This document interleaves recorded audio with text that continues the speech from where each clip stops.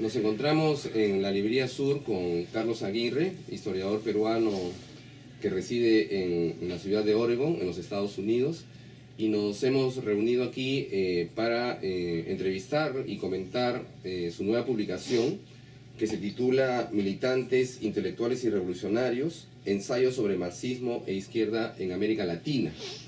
Una publicación muy importante a nuestro considerar, ya que permite ubicar en una perspectiva muy amplia cuál es el papel que la izquierda ha tenido en América Latina y particularmente en Perú. ¿Qué tal, Carlos? Hola, Ricardo, mucho gusto estar aquí contigo conversando sobre este nuevo libro.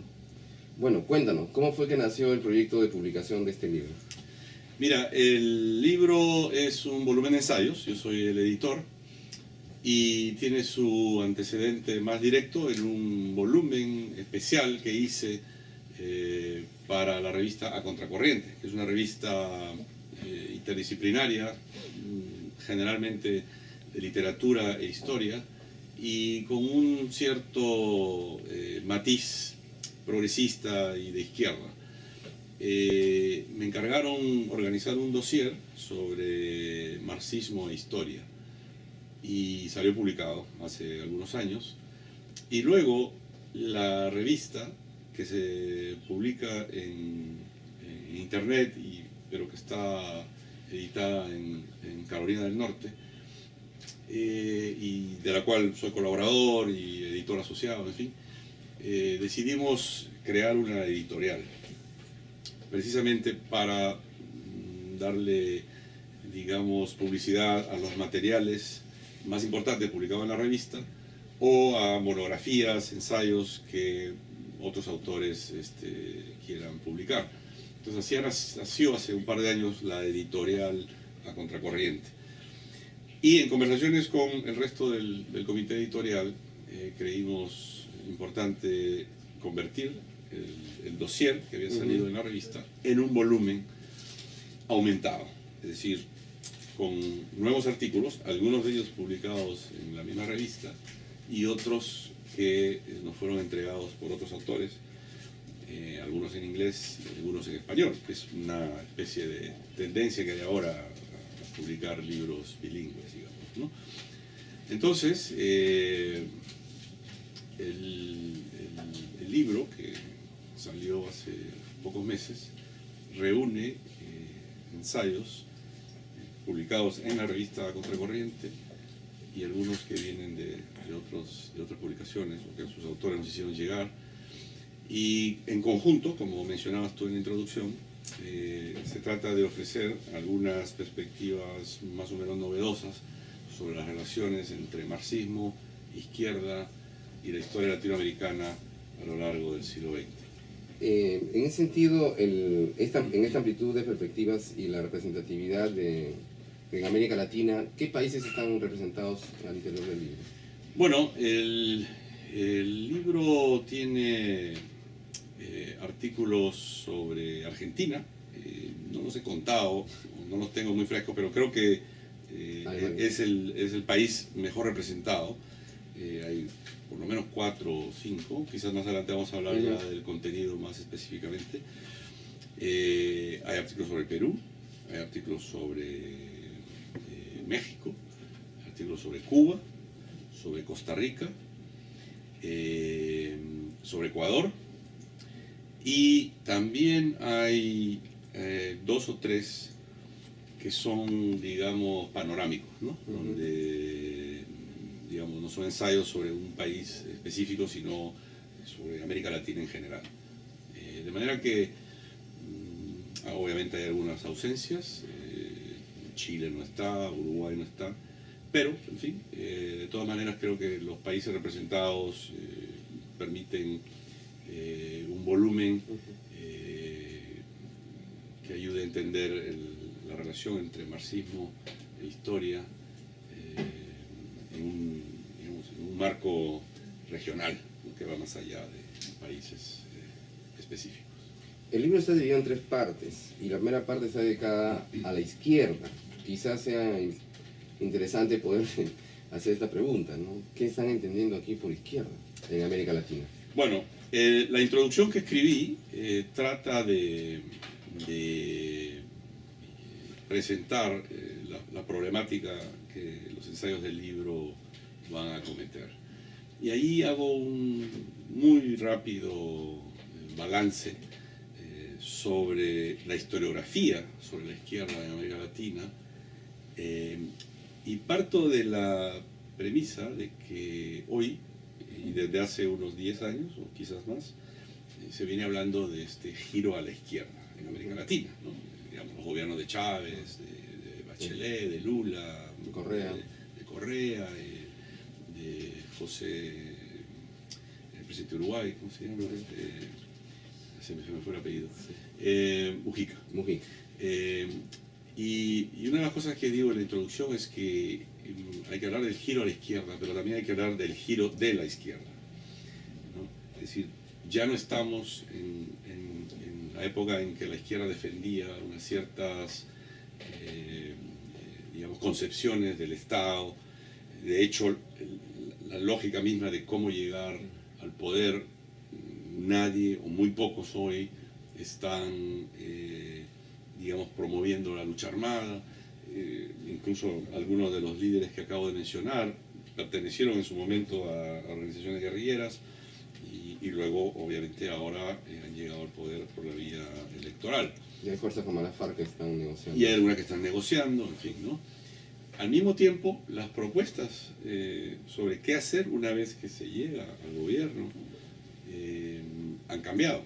Digamos, ya no hay una propuesta estatizante, ¿no? Los modelos sociales no son los mismos que se defendían hace 50 años o hace 30. ¿No? Y eso nos lleva a la pregunta que tú te planteas, ¿no? ¿Qué significa ser de izquierda hoy en América Latina? ¿No? Entonces, esa es la pregunta que da el punto de partida a los ensayos. Entonces, como historiador, digamos, yo digo, para responder a esa pregunta hay que ir atrás y reconstruir este proceso, ¿no?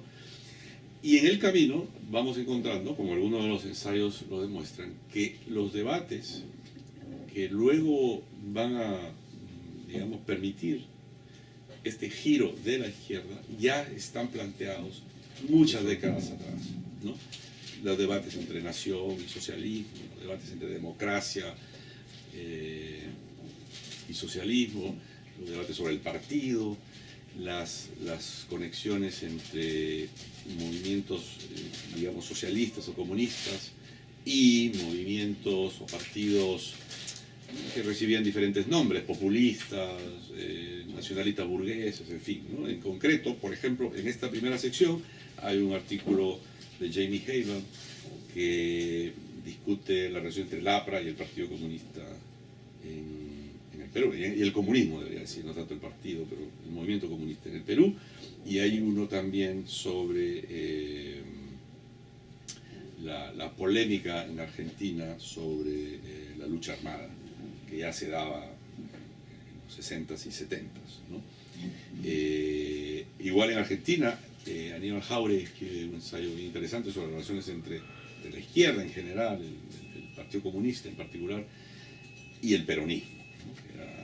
que era el gran desafío, es decir, ¿qué hacemos frente a un movimiento de masas que tiene el apoyo masivo de la clase obrera, ¿no? Que controla además la Confederación General del Trabajo, ¿no? Es decir, lo consideramos un compañero de ruta y buscamos de alguna manera influir sobre su encauzarlo, en fin, como por ejemplo muchos proponían en el caso de México, ¿no? La Revolución Mexicana. No hay que oponerse a la Revolución Mexicana, sino hay que procurar que la Revolución Mexicana luego se convierta en una revolución socialista. Entonces esos debates entre qué hacer frente a estos partidos como el APRA, como el PRI en México, como el peronismo en Argentina, generaron digamos, controversias al interior de la izquierda. Y la otra conclusión, digamos, de esta sección y de este espíritu de mirar hacia atrás es identificar digamos, la pluralidad de voces y de ideas y de incluso propuestas ideológicas al interior de la izquierda, algo que no es ninguna sorpresa, digamos, pero que hay que incorporar nuevas voces, es decir, más allá de los partidos oficiales y más allá de los intelectuales más conocidos, hay que incorporar algunas voces para poder escuchar toda esta sinfonía, digamos, de perspectivas, ¿no? Dentro y fuera de la izquierda. Bueno, justamente creo que esa es la línea acerca de estos debates y de estas voces es que trata la segunda parte, que está centrado fundamentalmente en los intelectuales de la izquierda. Sí, la segunda parte trata de reconstruir diversos casos en los cuales intelectuales, marxistas y no marxistas, participan en función de diferentes problemáticas, ¿no? Algunas de ellas tienen que ver con la naturaleza misma del marxismo, es decir, qué lectura hacemos del marxismo desde América Latina. En algunos otros casos, como es el de Mark Becker, que tiene un artículo muy interesante sobre las relaciones entre movimientos indígenas y el pensamiento marxista en Ecuador, y él traza un panorama muy interesante que luego confluye, o concluye mejor dicho, en las relaciones entre la izquierda y los movimientos indígenas contemporáneos, ¿no? Y lo que él dice es que esa amalgama, que no se dio, como sabemos, en todos los países, ya estaba presente en Ecuador desde las décadas del 20 y el 30. Es decir, intelectuales marxistas entendieron que no iba a ser posible construir el socialismo sin incorporar a las comunidades indígenas, y los líderes indígenas también entendieron que sin este apoyo de los partidos organizados socialistas les iba a ser también muy difícil conseguir los reclamos, las demandas que ellos tenían. Entonces hay esta confluencia entre la lucha por el socialismo y la defensa de los derechos de los indígenas. Entonces, ese es uno de los debates que, como bien sabemos, en el caso peruano con Mariátegui y en otros casos, en Bolivia, por ejemplo, se planteó muy claramente. En el caso de Argentina, Pablo Ponza tiene un ensayo sobre la influencia del marxismo en las ciencias sociales, ¿no? Que es un aspecto de la historia de los intelectuales que vale la pena, digamos, estudiar y promover. Es decir, cuál fue el grado de influencia del marxismo, ya no como, digamos, etiqueta, sino en la práctica misma de las ciencias sociales, la sociología, la historia, la antropología, en fin, ¿no? Creo que hay estudios, obviamente no voy a ignorarlos, pero creo que necesitamos estudiar mucho más la trayectoria de las ciencias sociales y la influencia, que puede ser positiva o negativa, de las concepciones marxistas sobre el desarrollo de las ciencias sociales. Y yo quisiera llamar la atención y recomendar a los potenciales lectores de este libro un ensayo que me parece notable, de Omar Hacha y Débora de Antonio, que se titula Cartografía y perspectivas del marxismo latinoamericano. Es un ensayo panorámico que cuestiona el concepto mismo del marxismo latinoamericano, ¿no? Que ha sido usado por mucha gente, Aricó y otros, y dice, bueno, ¿qué cosa es el marxismo latinoamericano? Entonces van hacia atrás hasta Mariátegui y van reconstruyendo, digamos, qué significa la posibilidad de pensar el marxismo desde América Latina. Es un ensayo, la verdad, muy sólido, y creo que va a dar bastante que pensar. Y en esa misma línea, otro autor argentino, Martín Cortés, reconstruye la trayectoria de José Aricó, que, como bien sabemos, fue uno de los renovadores del marxismo, uno de los, digamos, más importantes introductores de Gramsci en los debates intelectuales marxistas en América Latina, y este ensayo reconstruye la labor de Aricó como, vamos a decir, traductor de Gramsci en el sentido, digamos, intelectual, y además como animador de una serie de proyectos, digamos, la editorial Pasado y Presente, la revista Pasado y Presente, Argentina, y debates tanto en Argentina como en México, ¿no? De manera que esta segunda sección ya no se enfoca en la historia de la izquierda, como los ensayos de la primera, sino más bien en la participación de intelectuales, generalmente marxistas, en los debates políticos e ideológicos a lo largo del siglo XX.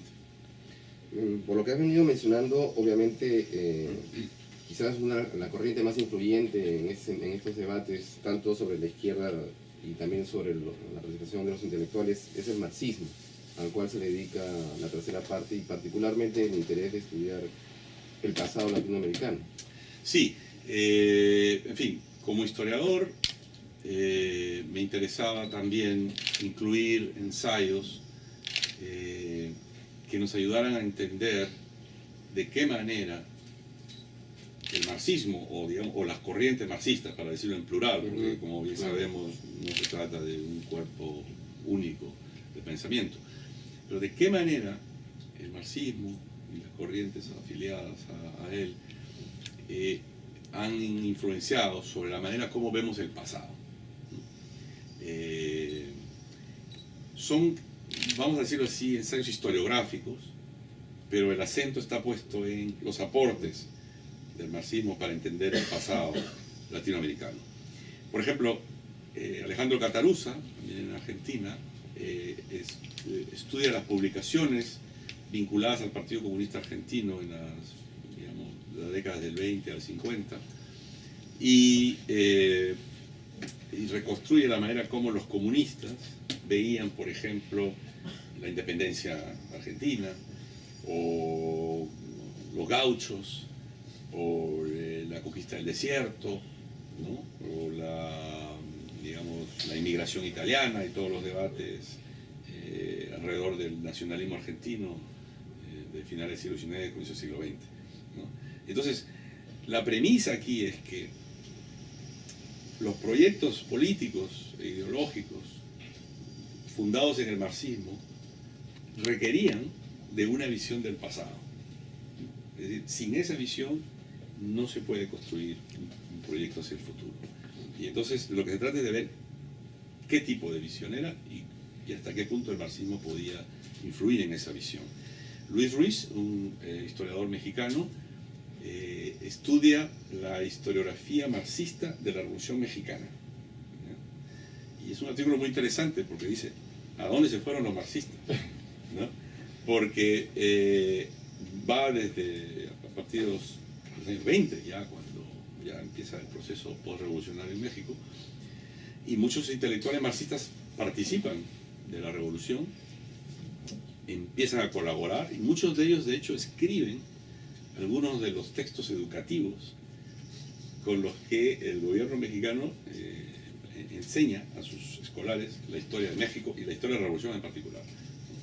Entonces, hay varias interpretaciones marxistas sobre la Revolución Mexicana, algunas de ellas, digamos, muy discrepantes entre sí, ¿no? Pero poco a poco se ha ido dejando de lado estas interpretaciones en favor de una especie de revisionismo histórico, que es muy saludable, por supuesto, y con aportes notables de algunos historiadores, en fin, Alan Knight, entre otros, ¿no? Pero la propuesta de Luis Ruiz en este ensayo es que lo que se ha ido dejando atrás debería traerse nuevamente al debate porque hay allí aportes que nos pueden ayudar a entender de una manera un poco más compleja la Revolución Mexicana, ¿no? Y luego hay tres artículos que tienen que ver con la influencia de las ideas marxistas en la historiografía de sus respectivos países, ¿no? Uno de ellos es sobre Costa Rica, de Iván Molina, otro es de Michael Goebbels sobre Argentina, y en este caso se refiere a la década del 60, es decir, la manera como el marxismo ayudó a construir una nueva historia, vamos a decir así, de Argentina. Y la última, que también me parece va a generar debates, polémicas, en fin, el interés de los lectores, es de Kate Quinn, que que es un ensayo sobre la historiografía cubana de la década de los 60, donde se enfrentan distintas corrientes, ¿no? Es decir, no hay aquí un pensamiento único, vamos a llamarlo así, ¿no? Sino que en Cuba hay tensiones entre historiadores marxistas y algunos de ellos muy creativos. Moreno Fraginal, por ejemplo, es uno de ellos, ¿no? Y hay otros historiadores que más bien caminan por el derrotero del nacionalismo cubano, ¿no? que se va hacia atrás, hacia Martí y otros pensadores, ¿no? De manera que la tensión, además, en Cuba está entre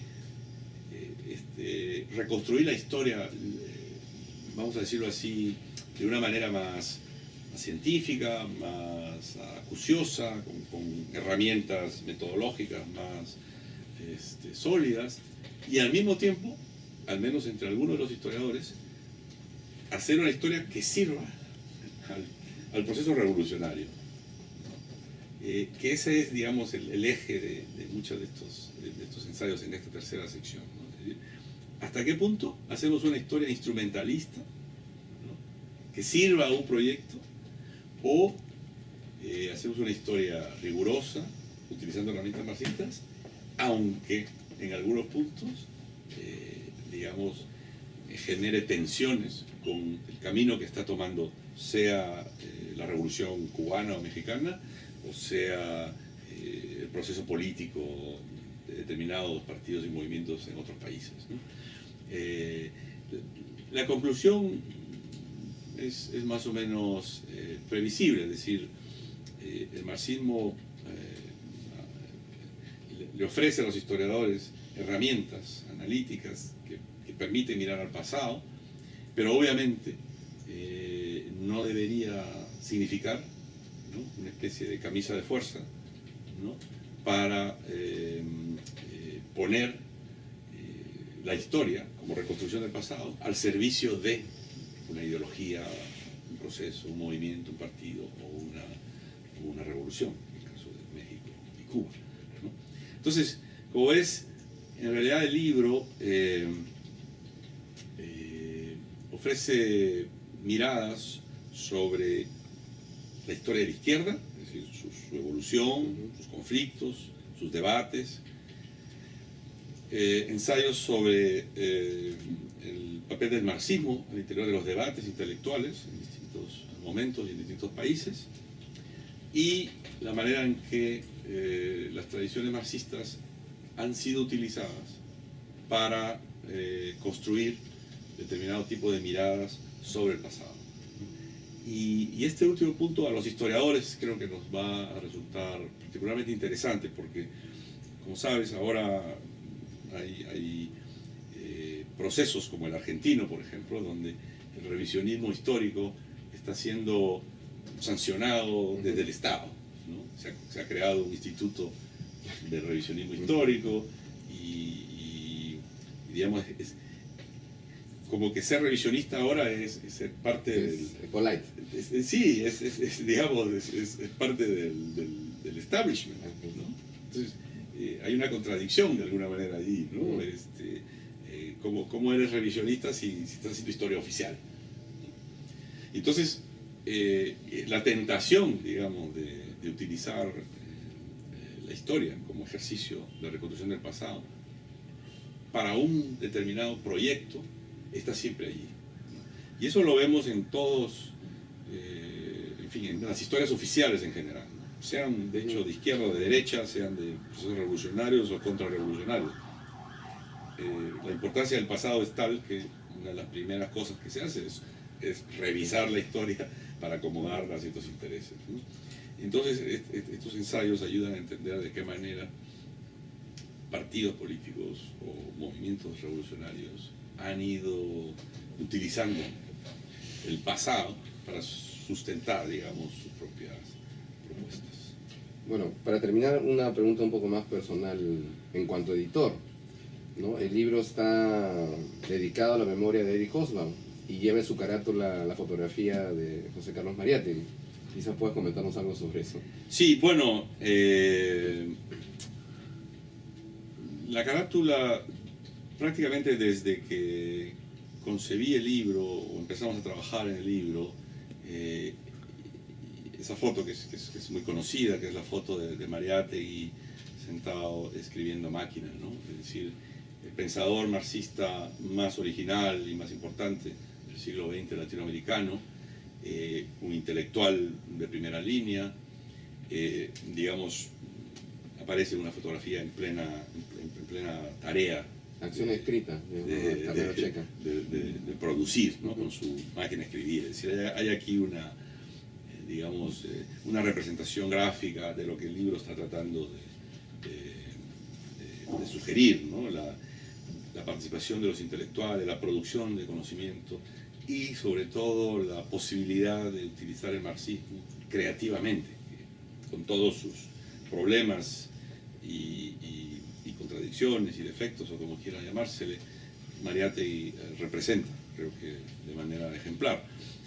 Y cuando el libro estaba en preparación, murió Eric Hobsbawm, ¿no? el historiador marxista más importante, creo yo, del siglo XX, uno de los grandes renovadores de la historiografía en general, y no solo la marxista, ¿no?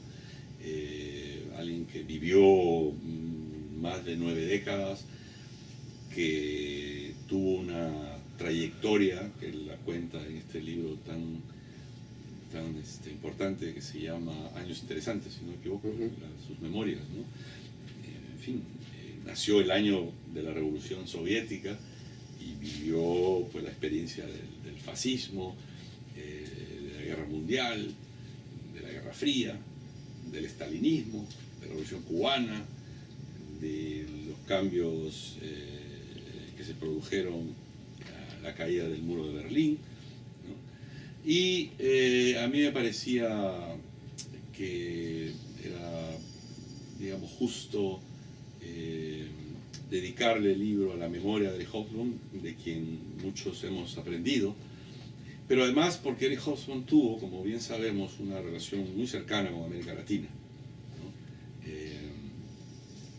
Pasó temporadas en varios países, Perú entre ellos, escribió ensayos sobre distintos aspectos de la historia latinoamericana, sobre, por ejemplo, las invasiones de tierras en Perú, sobre las guerrillas, sobre Che Guevara, sobre Chile, sobre el proceso de Velasco, ¿no? Y él tenía un especial cariño, lo dice en sus memorias, ¿no? por América Latina, sin considerarse un latinoamericanista, digamos, un experto, pero ya sabemos, la sabiduría y digamos, hace poco salió, bueno, poco después de su muerte salió un artículo en homenaje a él que se titulaba algo así como El hombre que lo sabía todo, un poco exagerado, pero es que parecía que de verdad lo sabía todo, ¿no?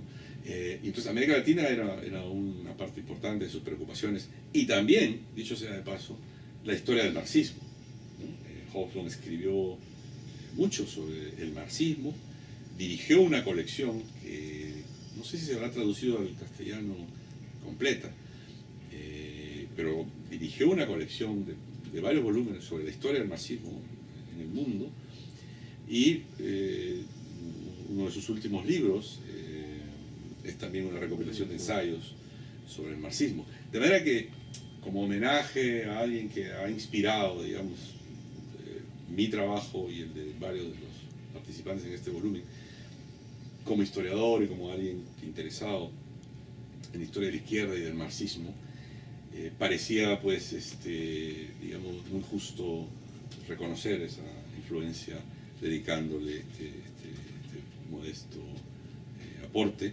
a la memoria de alguien que con su vida, digamos, ha inspirado a muchísima gente, sean historiadores o no, a través de sus libros y de su reflexión.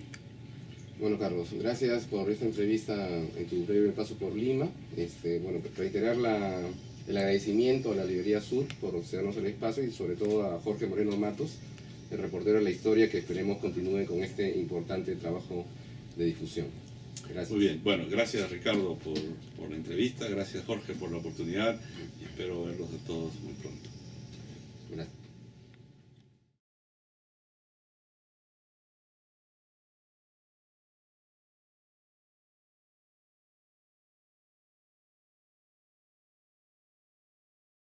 Una publicación muy importante a nuestro considerar, ya que permite ubicar en una perspectiva muy amplia cuál es el papel que la izquierda ha tenido en América Latina y particularmente en Perú. ¿Qué tal, Carlos? Hola Ricardo, mucho gusto estar aquí contigo conversando sobre este nuevo libro. Bueno, cuéntanos, ¿cómo fue que nació el proyecto de publicación de este libro?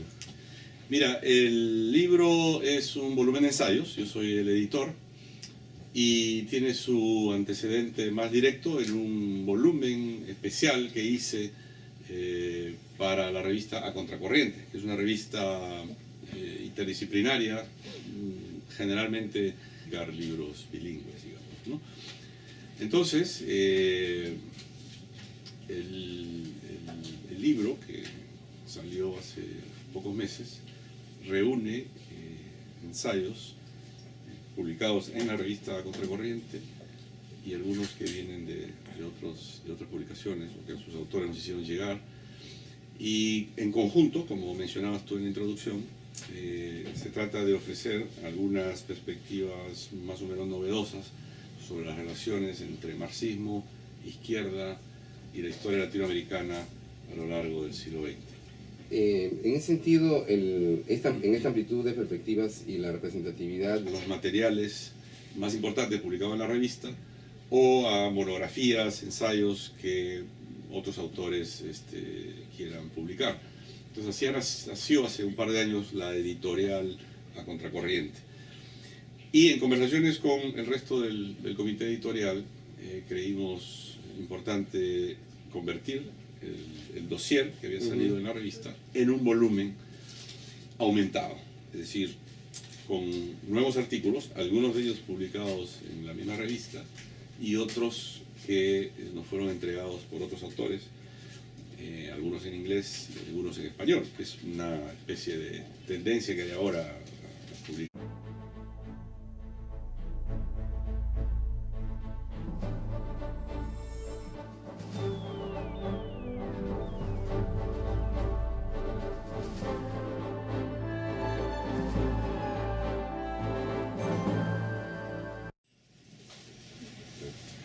Nos encontramos en la Librería Sur con Carlos Aguirre, historiador peruano que reside en la ciudad de Oregon, en los Estados Unidos, y nos hemos reunido aquí para entrevistar y comentar su nueva publicación que se titula Militantes, Intelectuales y Revolucionarios, ensayos sobre marxismo e izquierda en América Latina.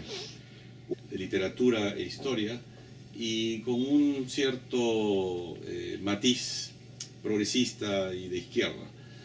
Me encargaron organizar un dossier sobre marxismo e historia y salió publicado hace algunos años. Y luego la revista, que se publica en internet, pero que está editada en Carolina del Norte, y de la cual soy colaborador y editor asociado, en fin, decidimos crear una editorial, precisamente para darle, digamos, publicidad a